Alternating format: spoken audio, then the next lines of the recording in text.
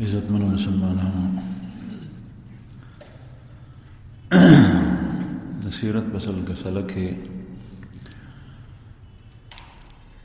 دغه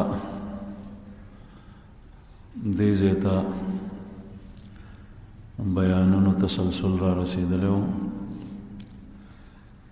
چې محمد رسول الله صلی الله علیه وسلم د خپل رسالت عام اعلان وکړو. خپل عزیزان او اقربا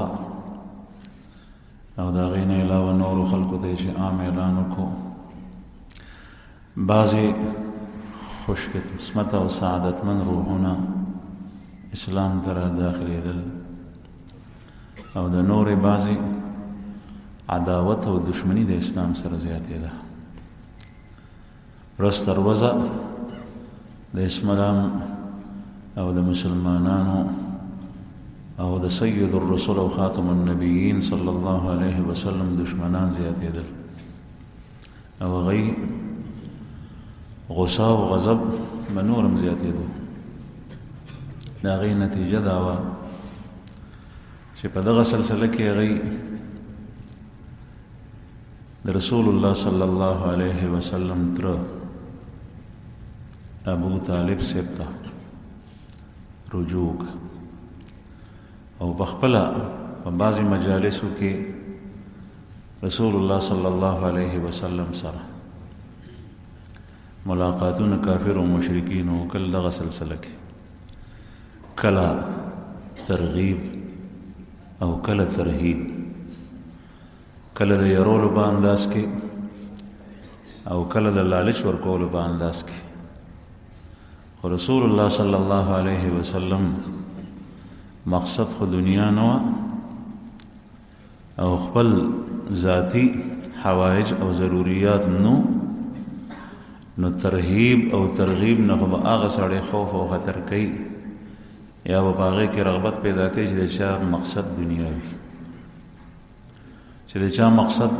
د پیسو لالچ وي چې پیسې څوک ورکوي نو خپل مشن نه به رستو شي، چې د چا مقصد مال و متاع وي نو چې مال و متاع څوک ورکوي نو د خپل مشن نه به رستو شي، چې د چا مقصد سرداری او مشري او سیاست وي نو چې د هغې لالچ څوک ورکوي نو خپل مشن به پرېږدي، چې د چا مقصد عهده او منصب وي او دنیایي عزت وي نو چې دا چرته ویني نو خپل کار به پرېږدي. د محمد رسول الله صلی الله علیه وسلم مقصد د هغه رسالت او نبوت ذمہداري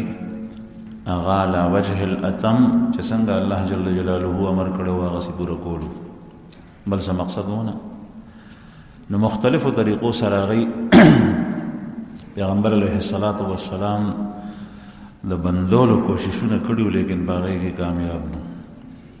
او چې غصه بشول نو بیا په مسلمانانو باندې، صحابه کرامو باندې، سابقین اولین باندې او په خپله په محمد رسول الله صلی الله علیه وسلم هغوی ته مختلف عذابونه، اذیتونه جسمانی او ذهنی او اعصابي دا به ورکول. رسول الله صلی الله علیه وسلم په صحابو کې یو څو صحابه کرام چې هغوی ته تکالیف ورکړی شي و داسې ډېر زیات، لیکن په هغې کې د یو څو تذکره کوم. ابوبکر صدیق رضی الله عنه د محمد رسول الله صلی الله علیه وسلم هغه ملګری دی ابتدایي چې چا پې ړومبی ایمان راوړی دی او تذکره یې تاسو ته شوي او دا رسول الله صلی الله علیه وسلم په امت کې د ټولو نه افضل ترین شخصیت او د خپل مناقب څه دي. ابوبکر صدیق رضی الله عنه هغه کس ته تاسو ته مخکې ذکر شوه چې رسول الله صلی الله علیه وسلم فرمایي چې ما چاته اسلام وړاندې کړی دی د پسو پیش کړي دي، ما نه دلایل غوښتي دي، سوچ به وکړم، صبر به وکړم، تپوس به وکړم. خو ابوبکر صدیق صاحب ته چې مې څنګه وړاندې کړی بلا چونو چیرا بغیر د سوال او جواب نه فوراً ایمان قبول کړی. دا هغه کس دی چې د ده نوم پلار عبدالکعبه ایښی او رسول الله صلی الله علیه وسلم د ده نوم عبدالله کېښو. عبدالله یې نوم دی او په ابو بکر کنیت باندې مشهور دی او صدیق د ده لقب دی او د دې صدیق لقب وجوهات دو بیان شوي. یو وجه دا ده چې د معراج په واقعه کې چې کله رسول الله صلی الله علیه وسلم واپس تشریف راوړ هغه به انشاءالله بیانېږي په خپل ځای. نو نبی کریم صلی الله علیه وسلم په حتیم کې ولاړ دی او مشرکینو ته د معراج واقع بیانوي. شپه کې معراج ته تللی اسمانونو ته برخته والله علی کل شیء قدیر او شپه په شپه واپس راغلی دی د مسجد حرام نه شام ته بیت المقدس ته او د آلته نه بیا اسمانونو ته او بیا الله جل شانه سره خبرې اترې او د مزونو فرضیت او بیا واپس راتلل شپه په شپه شوي دي او څوک خبر شوي نو ناشنا واقعه. نو مشرکینو ابو بکر صدیق صاحب نو چې کله دا واقع بیانوله نو چې کله دا مجلس برخاست شو نو ابو جهل بهر روان شو کافر و شپیلی او تاړي وهل شروع کړل او خندا او مسخرې او ټټوبې چې دته وګوره وایي چې بېګا زه لاړم بیت المقدس ته او بیا شپه په شپه واپس راغلی. عجیبه خبره ده چې د میاشتې مسافت او د تلو راتلو 2 میاشتې جوړیږي هغه په شپه کې څنګه وکړي. تر اوسه پورې خو به خبرې داسې نه وي لکه دا اوس چې څنګه خبره وکړه. دا خو یو هوښیار او عقلمند سړی نشي کولی. نو خندا بړچا ټټوبې مسخرې کولې خندا یې کوله. صدیق اکبر دغه مجلس کې نو ابو جهل ورسره ملاو شو. ابو جهل ورته وایي تا ته څه پته شته دی چې ستا هغه ملګري څه ویلي دي؟ وایي چې څه؟ نو واقع ورته بیان کړه چې هغه وایي چې زه بیت المقدس ته تلم او د هلته نه اسمانونو ته ختم او شپه په شپه واپس رالم. نو ته دا منې؟ ابو بکر صدیق صاحب ورته فرمایي لا یې د نبي کریم صلی الله علیه وسلم د خولې نه اورېدلي دا واقعه. وی فرمایل چې چېرې هغه دا ویلي وي نو زه بلکل منم ځکه چې د دې نه غټه خبره ما منلې ده. دا خو بیت المقدس ته تللی او هغه وایي چې ما ته د اسمان نه وحي راځي نو هغه یې ما مخکې منلي ده. نو اسمانونه خو ډېر لرې دي او بیا بیت المقدس ته تګ راتګ خو آسان دی. دا ابو بکر صدیق رضی الله عنه هغه شخصیت دی چې د کله اسلام قبول کړو د ده سره 40,000 دینار 40,000 دینار او دینار د سرو زرو کرنسي و او هغه وخت کې 40,000 یو ډېر غټ دولت و. دا تاجر و دا یې جمع کړي دا ټول د اسلام په لاره کې خرج کړي. دا هر څه خرج کړل اسلام لپاره. رسول الله صلی الله علیه وسلم باندې بعضې هغه مسلمانان غلامان چې هغوی به په ابتدا کې اسلام قبول کړو نو خپلو مالکانو به ورته عذابونه ورکول نو ده به په بیه واغېښتل او هغه به یې آزاد کړو. دا پیسې په هغې کې لګولې. دا هغه هستي ده چې د مجلس ته به څوک رالل په هغې کې به کېناستل نو د ده د خبرو نه به ډېر متاثر شو او چې چېرته به د 2 قبایلو په منځ کې جګړه شوه نو په روغه کې به د ده په خبره عمل کېدو. دغه صدیق اکبر واقعه مې دا بیانوله چې رسول الله صلی الله علیه وسلم چې کله د دا ووی نو پیغمبر علیه السلام لقب ورکو صدیق چې دا صدیق دی یعنی دی رښتیا وینا بغیر د زما د بیانولو نه د هغې تصدیق وکړو. او یو دا چې ویده د جاهلیت په زمانه کې هم کله قصدن او بلا قصد دروغ نه ویلي نو ځکه دته صدیق او د ده په مجلس کې به خلک کېناستل. دغه کبار صحابه چې تاسو ته مخکې بیان شو طلحه زبیر عثمان عبدالرحمن ابن عوف رضی الله عنهم اجمعین دا ټول د ده په مجلس کې مسلمانان شوي د سره ناسته پاسته ځکه چې داسې هوښیار سړی چې کله دغه شی قبول کړي نو دې نه معلومېږي چې دا شی حق دی. د ده په وجه باندې ډېر کسان مسلمانان شوي. دا ابو بکر صدیق رضی الله عنه هغه خوش قسمت او سعادتمن کس دی چې په صحابو کې د ده مور او پلار او آل او عیال ټول مسلمانان شوي. د ده اولاد حضرت عایشه رضی الله عنها یې لور ده هغه د بچپن نه مسلمانه د پیغمبر علیه السلام بیبي ده. حضرت اسماء رضی الله عنها یې مشره لور ده هغه مسلمانه ده. حضرت زبیر ابن عوام بیبي ده د عبدالله ابن زبیر صاحب مور ده. عبدالرحمن ابن ابي بکر د مشر زوی دی دا مسلمان. ابو قحافه د ابوبکر صدیق سے پلار دی بوډا دا مسلمان شو. مور یې هغه مسلمان شي و. نو مور او پلار او اولاد یې ټول مسلمانان شي. اصول او فروع چې د چا مسلمانان شي هغه ابوبکر صدیق رضی الله عنه. تاسو ته پته ده چې د هجرت په موقع نبی کریم صلی الله علیه وسلم په ټولو صحابو کې دته فرمایلو چې ته ایثار شه او هجرت لا یوازې مزه وی چې یا رسول الله الصحبه،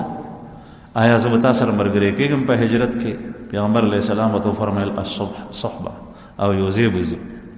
د ډېر لوی سعادت دی چې په داسې موقع باندې په ټولو صحابو کې صدیق اکبر رضی الله عنه نبی کریم صلی الله علیه وسلم ځان سره ملګری کوي. دا هغه هستی ده چې د قرآن کریم آیت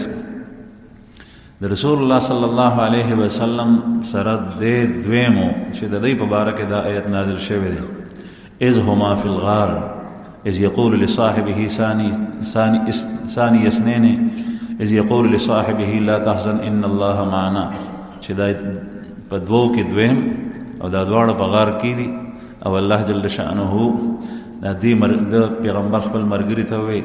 لا تحزن ان الله معنا، یریګه ما الله زمون سره دی. نو دغه صاحب په غار کې یقول لصاحبه د صحابیت دا د قرآن پاک د نص نه صراحتا ثابت دی. د نور صحابه اجمالی او د مصرح چې دا د ابوبکر صدیق سے په باره کې دا آیت. نن سبا داسې خلک هم شته او تاسو سره په دې خوږ علاقو کې پاتې کېږي چې هغه خپل نسبت اسلام ته کوي، خپل نسبت اسلام ته کوي او دی په ابوبکر صدیق رضی الله عنه باندې طعن او تشنیع چې دا غاصب دی د امت، دا فلان کې دی، دا ډینګړی دی. تا سره چې کوم یو کس تا داسې ملګری چې تا هغه په هیڅ یو سختۍ کې په هیڅ یو حق حال کې یوازې نه پرېږدي او په هره سخته کې ستا ملګرتیا کړي، ستا هغه ورور ته څوک سپک ګوري نو ته به په هغه باندې غوسه کېږي نه. بیا د نبی کریم صلی الله علیه وسلم نوم اخیستل او د هغه د محبت دعوې کول، نو دا څنګه اسلام دی؟ نو ابوبکر صدیق رضی الله عنه هغه شخصیت دی، نور مناقب د ډېر زیات. په هر جنگ کې د اسلام نه پس دی شریک شوی دی، په هر جنگ کې هر سخت ځای کې د نبی کریم صلی الله علیه وسلم سره ملګری دی.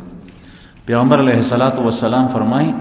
چې ما سره چا څه تعاون کړی دی نو ما د هر چا بدله کوزه کړي د خدا ابوبکر صدیق بدله زه نشم کوزولی. داسې وخت کې په داسې موقع باندې ما سره تعاون کړی دی چې هغه موقع په کار د هغې ته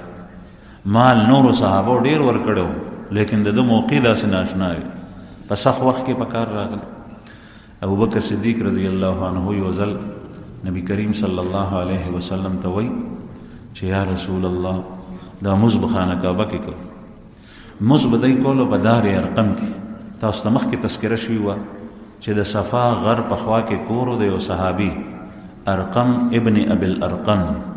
د ده په کور کې به نبی کریم صلی الله علیه وسلم سره د مسلمانان صحابه کېناستل. تعداد خو ډېر کم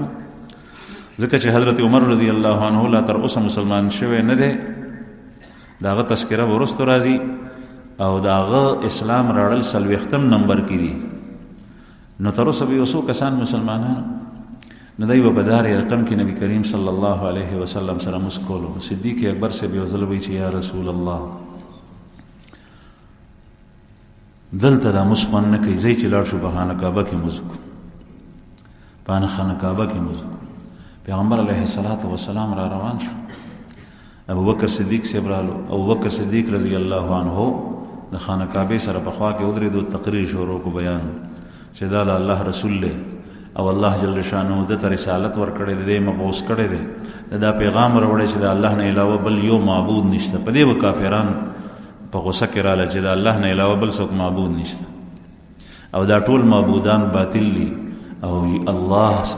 وحده لا شریک هغه صرف او صرف معبود دی او رب دی او د بندګۍ لایق چې دی اوی. نو په ابوبکر صدیق رضی الله عنه باندې کافر راغون شو او نور مسلمانانو باندې هم صدیق اکبر رضی الله عنه یې ډېر اوالو. عتبه دا مشرک دی، کافر او دی په بدر کې قتل شوی دی او دی په مشرانو کې د قریشو مشرکینو په سردارانو کې دی رالو. صدیق اکبر رضی الله عنه په مخ په چیتر باندې وهلو پس مکه باندې غورځولی او ډېر زیاتې زخمي کو، نورم وهلو، چا په سکونو، چا په چیترو، چا په څه چا په څه، پر کاله شو، بې هوشه شو، وینې پرې راماتې شوې. د خپل قوم کسان یې راغلل. هغه ټیم کې به خاندان د سړي په سر باندې ودرېدو. بنو تمیم د ابوبکر صدیق رضی الله عنه خاندان دی. دا رالل د هغې د منځ نه یې اوچت کو. هغې وی چې بس دا سړی مري، ژوندی نه پاتې کېږي. دې حالت ته یې رسولی چې کور ته یې بوتلو، نو په خپله کې دا ترونه تربوران وایي که چېرې دی مړ شو نو دغه عتبه به مونږ نه پرېږدو، دی به وژنو د ده په بدل کې، زمونږ سړی قتل کو. ابوبکر صدیق رضی الله عنه پر کاله دی، په هوش کې چې رالو، په هوش کې نو مور یې ورسره خوا کېده. نو چې څنګه یې سترګې غړې کړې، نو مور ورته وایي چې بچی څنګه دی؟ نو ورته وایي چې محمد رسول الله څنګه دی، رسول الله صلی الله علیه وسلم څنګه دی. هغې ورته وایي چې مونږ ته خو پته نشته، او بچی ها دا دومره وخت شو تاسو خوړلي سکلني، دا واله چې دا د خېټې ته لاړ شي. ورته وایي نه، په الله مې دې قسم وي تر څو پورې چې د محمد رسول الله صلی الله علیه وسلم حال نه خبر شوی نه یم یا مې لیدلی نه دی، تر هغې پورې به خوراک څښاک نه کوم. بیا یې دغسې په لاسو کې بوتلو، رسول الله صلی الله علیه وسلم څخه دار رقم ته هغه خو راتلی نه شو، ځکه چې مشرکینو هغوی دپاره خطره وه. وایي چې ما بوځئ. ابوبکر صدیق صاحب یې بوتلو، خلکو نیولی. رسول الله صلی الله علیه وسلم چې ولیدو، د پیغمبر علیه الصلاة والسلام زړه راډک شو، سترګو نه یې اوښکې روانې شوې او په تندي باندې ښکل کو. او بیا ډېر خوشحال شو ابوبکر بی چې یا رسول الله ته مې ټیک ولیدې، بس دغه مې غوښتل. دا ابوبکر صدیق رضی الله عنه چې انتهایي هوښیار کس، چې بعضې مشرکین د ده یاران او دوستانو د ده د ذکاوت، د ده د ذهانت، د ده د قابلیت په بنیاد باندې د ده سره به خلکو مشورې کولې، په پټو کارونو کې صلاح مشورې به یې ترې غشتې. د هغه دا حالت. حضرت عبدالله ابن مسعود رضی الله عنه سابقین اولینو کې دی. عبدالله ابن مسعود رضی الله عنه د اسلام واقعې تاسو ته مخکې بیان شوي دي. عبدالله ابن مسعود رضی الله عنه وایي چې یو ځل نبي کریم صلی الله علیه وسلم وفرمایل یا صحابو چې څوک شته دی نه چې لاړ شي چې د خانه کعبه کې قرآن ووایي او د قرآن تلاوت د مشرکینو په وړاندې وکړي. عبدالله ابن مسعود صاحب خاندانی حیثیت دومره نو، ځکه چې دی د بنو حذیل قبیلې سره دی، د هغوی خاندان کې دی، او بنو حذیل له قریش سره تعلق نشته، او دې ځای کې معزز خاندان د قریش. خو پیغمبر صلی الله علیه وسلم د قریش سره تعلق، صدیق اکبر د قریش سره وغیره وغیره. عبدالله ابن مسعود صاحب د بنو حذیل سره، او هغه زمانه کې د قبایلو ډېر خیال ساتلو، دا زمونږ د قبیلې سړی دی، دا د فلانکۍ دی، د بل د قبیلې سړی د هغه به پروا نه کوله. عبدالله ابن مسعود رضی الله عنه وایي چې دا کار به زه کوم، خانه کعبه کې به قرآن پاک زه وایم. بعضې وایي چې رسول الله صلی الله علیه وسلم منع کو، بعضې وایي صحابه و چې ته څنګه ویلی شې، ته خو قریش نه او تا خو به هغې خنې خنې کړي. وایي چې نه، زه به قرآن پاک وایم. عبدالله ابن مسعود رضی الله عنه رالو، داسې خانه کعبې سره ابو جهل او مشرکین ناست دي، او عبدالله ابن مسعود رضی الله عنه سورة رحمان تلاوت شروع. الرحمن علم القرآن خلق الإنسان علمه البيان الشمس والقمر بحسبان والنجم والشجر يسجدان. دا آیتونه وی کفارو چې څنګه واورېدل، یو بل ته ګوري او رنګونه یې متغیر شول چې دا دې څه وایي، ځکه دا کلام خو هغوی ته ناشنا ښکارېده. دا یاد ساتئ چې قرآن پاک عربي ده، او د دغه زمانې د خلکو ژبه هم عربي وه، لیکن کوم کیف او کوم خوند او کوم بلاغت او کوم فصاحت او کوم تعمق او گہرائی چې هغه قرآن کریم کې ده، نو دا په بل یو کلام کې نشته. نو هغوی داسې کلام هو رب، قرآن پاک عربي ده، لیکن داسې جوړولی نه شو. تاسو ګورئ یو سړی هم ستا په ژبه کې خبرې کوي او بل هم کوي، د دواړو په هغې کې فرق. د دې یو سړي خبرې هغه وایي چې اورېدی مې په دې غوږو کې، په زړه کې مې کېنولی، او بل په داسې انداز او لهجه کې کوي چې د هغه خبرې په سړي باندې بدې لګي چې دا دې څه وایي. نو قرآن کریم د الله کلام دی، د دې مقابله کفار قریشو کړي، لیکن داسې کلام نه دی راوړی. او چې چا مقابله کې راس کلام جوړ کړی دی او هغې ته وی نوم کې خو چې دا فلان کې صورت ته رابړ نو ټولو بوربورې خاندل چې د قرآن کریم مقابله دا کولی شي. نو عبدالله ابن مسعود رضی الله عنه سورې رحمان تلاوت کوي او مشرکین ټول ببر شو. یو بل ته وایي چې دا دې څه وایي ټول پرې راپاڅېدل. نو عبدالله ابن مسعود رضی الله عنه یې ووهلو په ځمکه یې راوغورځولو. ابو جهل پې د پاسه کېناست. ابو جهل پې د پاسه کېناست. نو لومبی خو یې په پوزه باندې په مخ سکونه ورکول نو پوزې باندې وینې راماتې شوې او بیا یې ورته مرۍ خپي که او دې لاندې پروت دی او قرآن پاک وایي کافر مشرکین پې د پاسه دي او سورت رحمان تلاوت کوي ان تر دې چې ټول سورت رحمان ختم کړ. بیا چې اخلاص کو ترمنځ یې رالل کسان او خلاص کو. عبدالله ابن مسعود رضی الله عنه همدغه بدل الله جل شانه د ده په لاسو د ابو جهل نه واغشت چې څنګه دې لاندې ابو جهل پې د پاسه ناستو د بدر په واقع کې به انشاءالله راشي. بیا عبدالله ابن مسعود رضی الله عنه چې بدر جنگ ختم شو کافر مړ پراته دي او ابو جهل چې کوم دی نو رسول الله صلی الله علیه وسلم وفرمایل ابو جهل وګورئ چې چېرته کې دی. په دې کې غټ غټ سرداران د کافرو قتل شو. عبدالله ابن مسعود سے وایي چې ما توره رایستې وه زه ګرځېدم چې مې وکتل ابو جهل پروت دی ژوندی و سا پکې وه خو پروت دی په ځمکه. نو عبدالله ابن مسعود رضی الله عنه ورته په سینه کېناستو لکه څنګه چې په ابو جهل ناست. الله پاک داسې کوي چې یو فقیر سړی عبدالله ابن مسعود صاحب ډېر ملنګ صحابي دی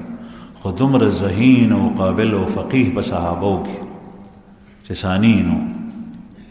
په د پاسه کېناستو نو ابو جهل ورته وایي چې عیش پونکیه ته ډېر په اوچت ځای باندې ناست دی دومره غرور او تکبر کو. دا تکبر زما عزتمند لویي او غرور دا ډېر خطرناک شی دا الله جل جلاله نه خوښوي. الله پاک فرمایي الکبریاء ردائی الکبریاء ردائی کبر او لویی دا زما صادر دی یعنی دا د الله د شان سره ښایي. الله پاک لوی دی الله اکبر الله لوی دی نور خو ټول مخلوق دی. چې کوم سړی دا صادر زما نه راکاږي نو هغه سره زما اعلان جنگ دی. دا ما کپړې اچولي دي یو کس زما د بربنډولو کوشش کوي نو زه په هغه ځان وژنم ځکه چې دی زما ستر فاش کوي. نو الله جل شانه تشبیه دې سره ورکړي حالانکه الله پاک د انسان غونې نه دی او فرمایي الکبریاء ردائی چې څوک دا کبریا لوی زما صادر دی چې څوک دا زما ناخلي اذنته بالحرب زما هغه سره اعلان جنگ دی. نو دی ابو جهل کې دومره کبر او غرور چې د مرګ په وخت کې مري او دی وایي چې شپونکي ته ډېر اوچت ځای باندې ناست. بیا ورته وایي چې څه اراده دی د وی سر د نه پرې کوم. عبدالله ابن مسعود صاحب ورته وایي وی ښه نو هغه زمانه کې به تورې وي په توره به سر پرې کو نو سر پرې خول خو د مرۍ نه د ګوډ سره آسان وي. نو دا ورته وایي ابو جهل چې دا وګیم به سره لغونې پرې کا چې زما سر په ټولو سرونو کې اوچت ښکاري. نبی کریم صلی الله علیه وسلم ته عبدالله ابن مسعود صاحب دا خبر یوړو. پیغمبر علیه السلام وفرمایل چې یو فرعون د موسی علیه السلام په زمانه کې او یو فرعون زمونږ په زمانه کې دی. دا ابو جهل دا فرعون زمونږ د زمانه دی او دا د فرعون موسی نه زیات غټ په دې کې خبث او لوی و غرور پکې ځکه چې فرعون موسی چې کله ځنکدن په شروع کېدو شروع شو ډوبېدو نو دغه وخت کې وی چې زه په هغه رب باندې اسلام ایمان راوړم چې موسی بني اسرائیل په ایمان راوړل او دا فرعون چې ډوبېږي سو غرقېږي اوس سې اوزي نو دې ټیم کې وایي چې زما سر چې کوم دی نو اوچت لغونې پرېږده او ګو سره چې په نورو سرونو کې زما غټ ښکاري. یو یې دا ټکې کړی او بل یې دا ویلي چې خپل ملګري ته دې ووایه چې د مرګ په وخت کې ورسره زما عداوت د نور کله په نسبت ډېر زیات دی دشمني. نو عبدالله ابن مسعود رضی الله عنه دا تکلیفونه الله جل شانه د ده په لاس دغه ابو جهل سر بیا پرې کړه. حضرت بلال رضی الله عنه دا غلام عمره دا حبشي مشهور هستی ده رسول الله صلی الله علیه وسلم مؤذن حضرت بلال دا د امیه ابن خلف دا غلام امیه ابن خلف دا د مشرکین په سردارانو کې او دا د ابی ابن خلف رور دی. او دا غټ سردار دی د ابو جهل مرګره. حضرت بلال رضی الله عنه چې کله ایمان راړو نو امیه ابن خلف بازیتونه ورکول، ګرم کاڼې به وته پسینه کې هو لاندې بسرې شګې وي، کله به پانګار باندې، کله به وته په لاس خپو خپو کې به وته پړې واچولو نو راخکلو به په کوڅو کې د ته به وي چې دا دین پرې دا د به وي الله احد احد احد، الله یو دی یو دی یو دی. دغه په جواب باندې ابوبکر صدیق رضی الله عنه یو ځل په لار تیریږي او دی وسره دغه عمل کوي. مشرکین زور ډیرو، صدیق اکبر وته وایي چې ظالمه دستا سوران کړي دي چې د سره داسې کوي. هغه ورته وایي چې د تاسو وران کړی دی، خراب کړی مې دی ځکه داسې وایي، او چې دومره پې خوږېږي نو رانه یې واخله. نو ابوبکر صدیق رضی الله عنه ورسره پیسې مقرر کړې. بعضې کتابونه لیکلي دي چې د سره غلام او صدیق اکبر ورته وایي چې ما سره غلام دی. هغه زمانه کې چې به غلامان سړي نو هغه به د رنګ نه تور نو دا به هغوی عربو خوښول، مضبوط به مو او چې دی راته شر او فساد هم نشي پیدا کولی په کور کې. نو صدیق اکبر صاحب ورته وایي چې د ده نه زیات تور غلام دی ما سره، مضبوط دی. نو هغه یې ورته ورکړو، په هغې باندې دی راضي شو. نو بلال یې ترېنه واخېست او خلاص یې کړو. حضرت بلال رضی الله عنه ابوبکر صدیق رضی الله عنه آزاد کو. دغسې نور عمار ابن یاسر او د هغه مور سمیه او پلار یاسر رضی الله عنهم اجمعین، دا درې واړه مسلمانان. دی هم د بهرو مکې مکرمې ته راغلي، نو بهرنی سړی چې به اسلام به قبول کو په هغه به ډېره سختي کول، دی ته ډېر تکلیفونه مشرکین ورکول. د عمار ابن یاسر پلار حضرت یاسر رضی الله عنه کافر وهلو په وهلو وهلو باندې بوډاو نو مړی کو. حضرت سمیه د عمار ابن یاسر مور رضی الله عنها چې کله یاسر مړ شو نو سمیه ابو جهل ورسره ډېرې سختې کولې. نو یو ځل ابو جهل ته سختې خبرې وکړي، نو ابو جهل برچه راواغېسته، نو دا سمیه په هغې باندې مړه کړه. حضرت عمار رضی الله عنه دا بچی د دې دواړو یوازې پاتې شو. په دغو مشرکینو سخت اذیتونه به ورکول، په عذابونو او سزاګانو کې مبتلا کړل. یو ځل په لار روان دی عمار رضی الله عنه، نو مشرکینو راګیر کو، ورته وایي چې نه دې پرېږدو، یا دې وجنو او یا یې نبي کریم صلی الله علیه وسلم ورته یاد کو چې هغه ته داسې داسې ووایه، د هغه پسې داسې داسې خبرې وکړه. نو عمار ابن یاسر رضی الله عنه چې وکتل چې د ایمان نه پرېږدي، نو هغه الفاظ یې ووایي چې څنګه یې ووایي مشرکینو پرېښو چې زه دی خو مې ترې واړولو. عمار ابن یاسر نبی کریم صلی الله علیه وسلم څخه په منډه منډه رالو دار ارقم ته، په ژړاو وی چې یا رسول الله غټه غلطي رانه وشوه. څه وی مشرکین راګیر کړی، ما ته وی چې داسې ووایه نو ستاسو په شان کې زما په جواب باندې ما نه داسې خبرې وویستې. نو رسول الله صلی الله علیه وسلم باندې آیات نازل شو، الا من اکره وقلبه مطمئن بالایمان ولكن من شرح صدره بالکفر. هغه کس د کفر نه مستثنا دی چې په چا باندې څوک جبر وکړي او د هغه زړه مطمئن وي په ایمان باندې، نو که په ژبه ظاهري الفاظ جاری کړل خو زړه کې دننه ایمان شته او داسې ځای کې راګیر شوی نو دی الله جل شانه جهنم ته نه بیایي. رسول الله صلی الله علیه وسلم ورته فرمایي چې عمار ستا د زړه کیفیت څنګه و؟ دغه وخت کې چې تا د الفاظ وې نو ستا د زړه کیفیت څنګه و؟ نو عمار ابن یاسر رضی الله عنه ورته وایي چې یا رسول الله ما دا نه برداشت کول، زړه خو مې بالکل ایمان نه ډکو، او خو د هغې دپاره په ژبه باندې زما د الفاظ جاري شول، ما سره فکر دی. ورته وایي چې پروا نشته، ته په هماغه حالت باندې رسول الله صلی الله علیه وسلم د عمار رضی الله عنه ډېر تعریف کولو. نو دا حضراتو چې دی ته مشرکینو تکلیفونه سزاګانې ورکول، رسول الله صلی الله علیه وسلم ته کوم اذیتونه ورکول، تر پې ولاړو ابو طالب، لیکن سره د دې رسول الله صلی الله علیه وسلم د کافرو د لاسه سخت اذیتونه. یو ځل د خانه کعبې طواف کوي مبارک او کافر داسې ځای په ځای ناست دي، نو چې څنګه به تاوېدو تېرېدو نبی کریم صلی الله علیه وسلم نو کافر به چېړلو आवाज़ به ورکول. حالانکه خاندان اعلی ابو طالب خپل کسان راغون کړو د خاندان وی چې خبردار دته څوک تکلیف نه رسي. سره د دې مشرکین مختلف اذیتونه ورکو. یو په आवाज کو چې غبه واستخندا به وسرو قبل بوک. نبی کریم صلی الله علیه وسلم بو توکتل بانی بتیر. رسول الله صلی الله علیه وسلم بیا یو بدبخت بدقسمت مشرک کافر او کفر په حالت کې مړ شو. عقبه ابن ابي معيط دیرالو نبی کریم صلی الله علیه وسلم ته په مړی کې صادر واچو او صادر راخ کړ. مړی زور واغشت. رسول الله صلی الله علیه وسلم ته سخت تکلیف او اذیت ورسید. صحابه ته چې کوم اذیتون رسول نه داوم د نبی کریم صلی الله علیه وسلم ذهنی اذیت اصابی او هر یو صحابي وخت کېدو. یو ځل دغه عقبه ابن ابي معيط ابو جهل وتوي چې دوه کلاړ شه او په دې مخ وته دکان یو دکان. رسول الله صلی الله علیه وسلم ته په مخ مبارک دکان یو دکان. مونږ دا نشو برداشت کولای چې حالت یو سړی را رواني ما اوویني او داسې توکي نو زم د ماته توکلی دي.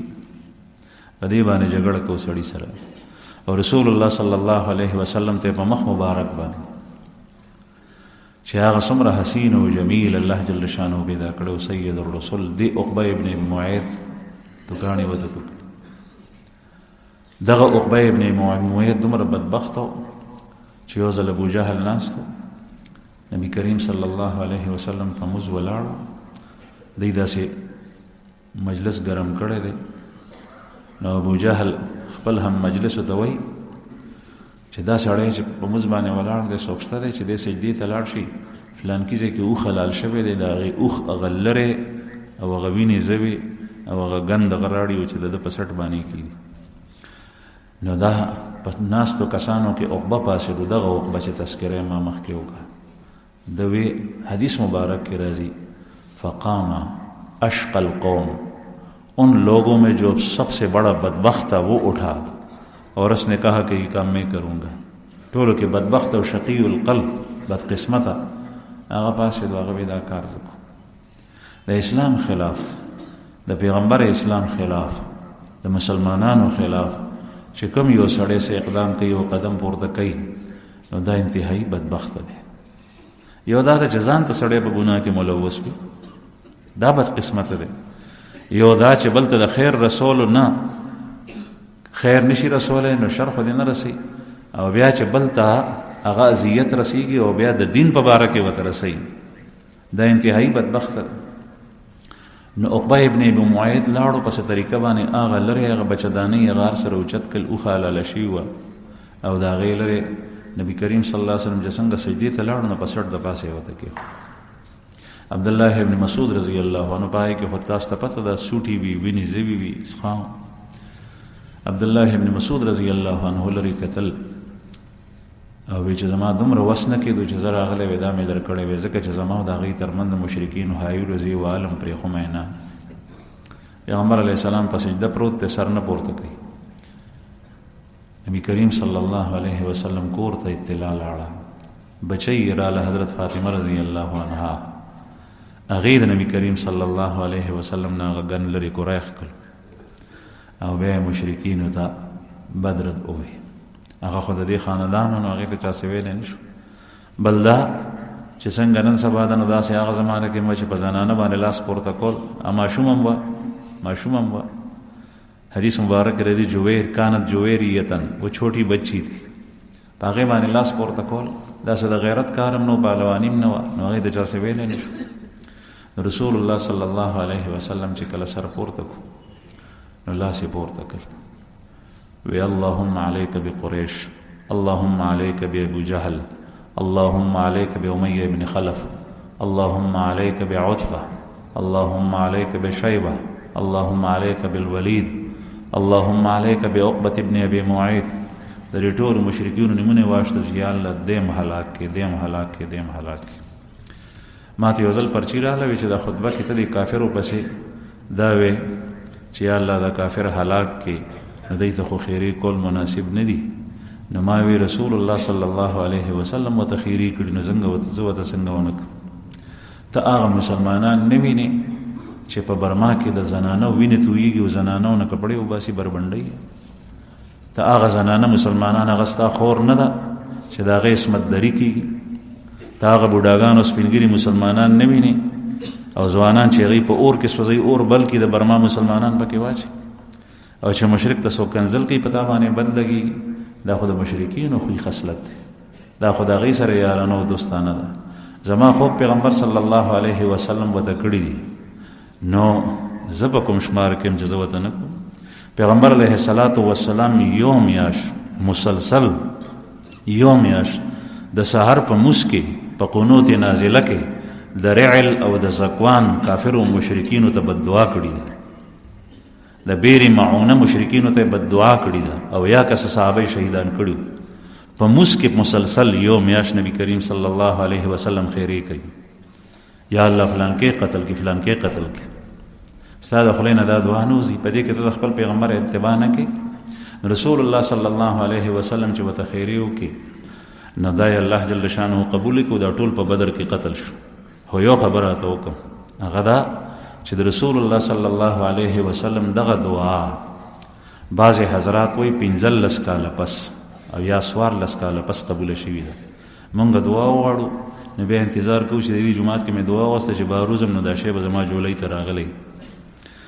نو رسول الله صلی الله علیه وسلم دعا غواړي 14 یا 15 کاله پس قبلیږي تاکہ دومره صبر نشته او بیا دې کې د الله پاک حکمت وي چې کله دعا قبول نشي دعا کو او چې هغه شی ستا لاس ته نه راځي مایوسه کېږه ما په دې کې به د الله پاک حکمت وي او کله داسې وي چې د الله پاک ستا د دعا خوښه ده دنیا سي د دنیا پیسې څه دي د دنیا دولت څه شی دی حقیر او ذلیل شی ته نه پاتې کېږي د دنیا جایداد او پراپرټي څه ده د دنیا عہده او منصب څه دی نوکري څه ده اصل خدا الله جل شانه رضا ده هغه خوشنودي ده او تعلق نو رسول الله صلی الله علیه وسلم دا اذیتونه تیر کړي یو ځل خانه کعبه ته نبی کریم صلی الله علیه وسلم راغلو ابو جهل سخت په قهر نو یو کاڼی راواغشت وی چې زم نن فیصله کوم خپل مرګرو ته وی ابو جهل او چې څنګه رالو پیغمبر علیه السلام په موز ولاړو کاڼی چې څنګه اوچت کو نو एकदम کاڼی وغورځولو رنګ تک زیړ شو راپی او رالو کېناست نو خپل مرګرو ور پورې خاندل وی په دسه چلو شو چې یا اراده کړی و چې په کاڼی علماء ختمو مې او یا بیا رالو داسې حالت دی دا ولې چې هغه په سا صورت شو نو ابو جهل نه دا مرګري ته پوس کوي کافر وی چې تا خو وی چې زه ته دا کاڼی را خلاصوم او ته بیا کاڼی دی وغورځولو دا حالت دی دا ولې ابو جهل ورته وی چې زه څنګه هغه ته نږدې کېدم نو یو اوښ رالو زما مخې ته اوښ رالو چې وی د هغه سر څومره غټ و زه تاسو ته څه نشم ویلی او هغه دا دواړه جامې خوله یې کوله وازه کړې وه یو جامه یې پورته وه یو ښکته او هغه غاښونه چې په هغې کې کوم و د هغه چې کوم څېره وه عجیبه هیبتناکه داسې ما چېرته نه دی لیدلی او ما ته را نږدې کېدو ما ته یې وی چې خورم دی رستو شه ابو جهل وی چې زه د هغې نه ویارېدم ځکه رستو شه رسول الله صلی الله علیه وسلم ته چې کله دا اطلاع لاړه بیا دا جبریل علیه السلام جبریل علیه السلام فرښتې خو هر صورت اختیارولی شي او الله پاک چې د چا مدد کوي چې تر څو پورې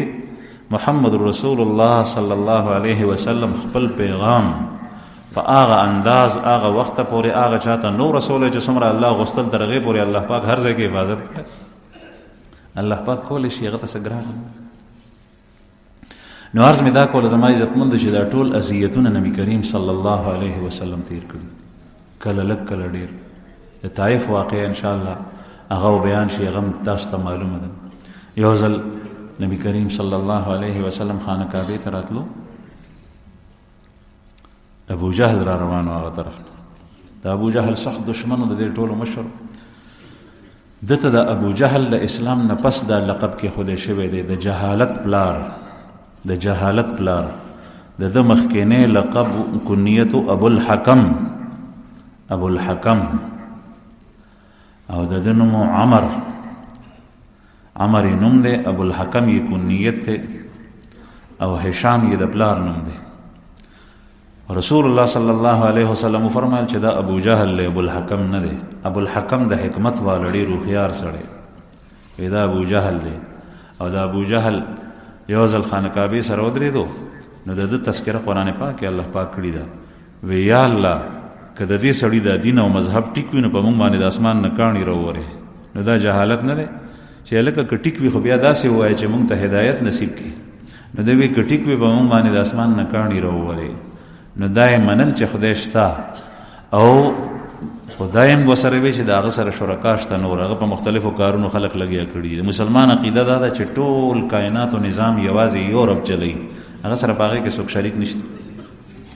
حضرت حمزه رضی الله عنه ابو جهل نبی کریم صلی الله علیه وسلم ته مخې ته رالو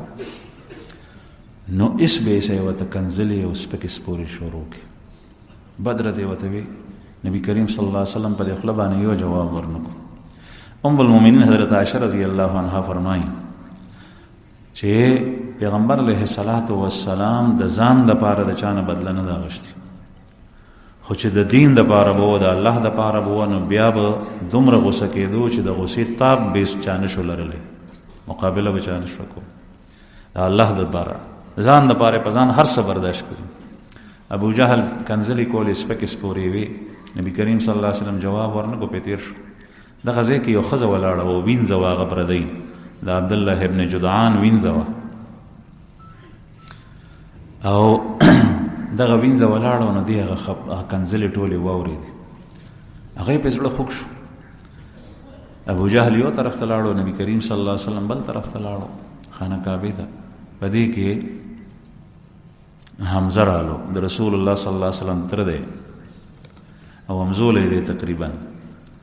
دی رالو د ښکار نه د بښکار کول نه په لاس کې به سره لینده ده نو چې څنګه تېرېدو نو دغه زنانه دا وینځه ورته وایي چې وایي حمزه تا که دغه واقع لیدلی وې نن خو ناشنا واقع پېښه شوه وایي څه وایي ته به حیران شوی وې وایي څه چل شوی وایي ستا وراره تېرېدو ابوجهل ورته مخې ته ورلو هغه ورته دا د الفاظ ویلي چې ډېر سخت الفاظ یې ورته ویلي دي زما زړه باندې خوږ شو ما ته صدمه راورسېده حضرت حمزه رضی الله عنه ډېر سخت په قهر شو ډېر سخت غوسه شو د حضرت حمزه رضی الله عنه دستور دا و چې کله به د ښکار نه واپس رالو د کفر و شرک په زمانه کې نو بیا به اول خانه کعبې ته رالو طواف به یې وکړو بیا به کور ته تلو او چې کعبې سره به متصل څومره کافر او مشرکین په مجالسو کې ناست نو په هغې به سلام اچولو هغوی سره به میلاوېدو ځکه چې دی هم په حالت د شرک او هغه مشرکین نو بیا به د هغې نه پس کور ته لاړو نو نن چې راله نو نن چې کله ورته دې دا خبره وکړه نو خانه کعبې ته راله خو حالات یې بدل و رنګ د غوسې نه تک سور دی په ځای د دې چې طواف ته لاړ شي تپوس یې وکړو چې ابوجهل کوم ځای دی مشرکینو به طواف کولو ښه په حالت د شرک لیکن عبادات چې کله ایمان نی په زړه کې تصدیق نی او توحید نی نو چې څومره هم ته څه وی او څه کوې نو هغه ځای نه نیسي هغه داسې ده لکه غوړ منګې چې په هغې باندې اوبه تویې ساس کې ورسره نه نښلي د هغې اجر نشته ځکه چې ایمان نه دارد نو حمزه صاحب طواف پرېښو نیغ لاړو ابوجهل یې لټولو چې ابوجهل کوم ځای ناست دی چې ویې کتل مخامخ مجلس کې ناست دا لینده یې لاس کې ده نیغ ورلو ابوجهل څخه هغوی وی چې نور کله په شان به دی مونږ سره ښه میلاو شي ځکه چې دا خو زمونږ یار دی دوست مو دی نو دی لاړو خلق کې اخوا دېخوا کله نیغ لاړو ابوجهل په سر ودرېدو ورته وی چې تا زما وراره ته کنځلې کولې درس شو سر ته یې ورته هغه لینده راخلاصه کړه او ابوجهل د ټولو مشر داسې ورته راخلاصه کړه چې په سر یې وینې راماتې شو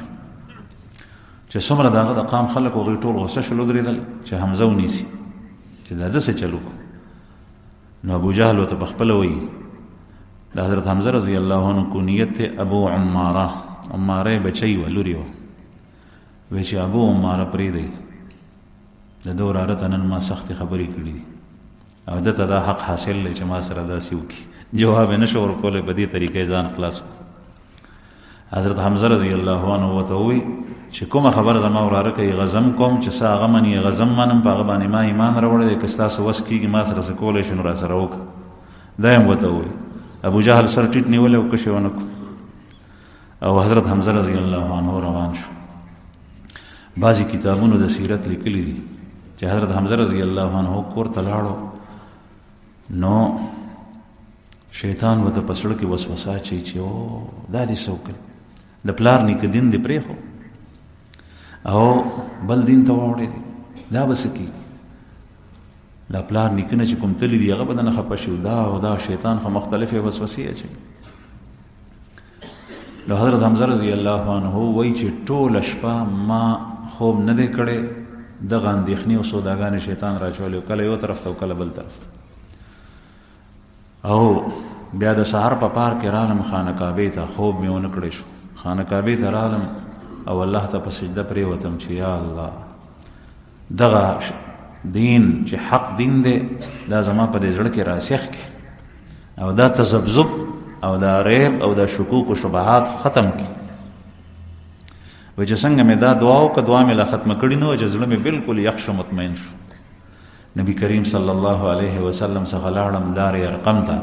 پیغمبر علیه الصلاة والسلام راته د استقامت دعا وغوسته او دا حضرت حمزه رضی الله عنه دی چې دا انتهایی جری انسان دی، زورور،